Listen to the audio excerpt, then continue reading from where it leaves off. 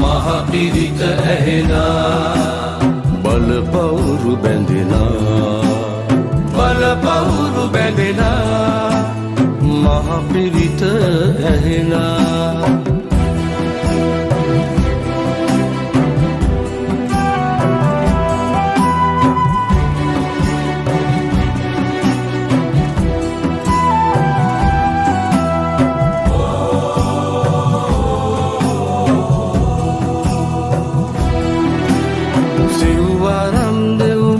රජුන් හිඳ සිව් දෙසින් රකිනා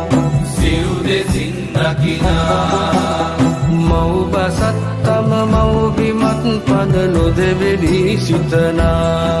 පන නොදෙවෙනි සිතනා දයට පන පුදනා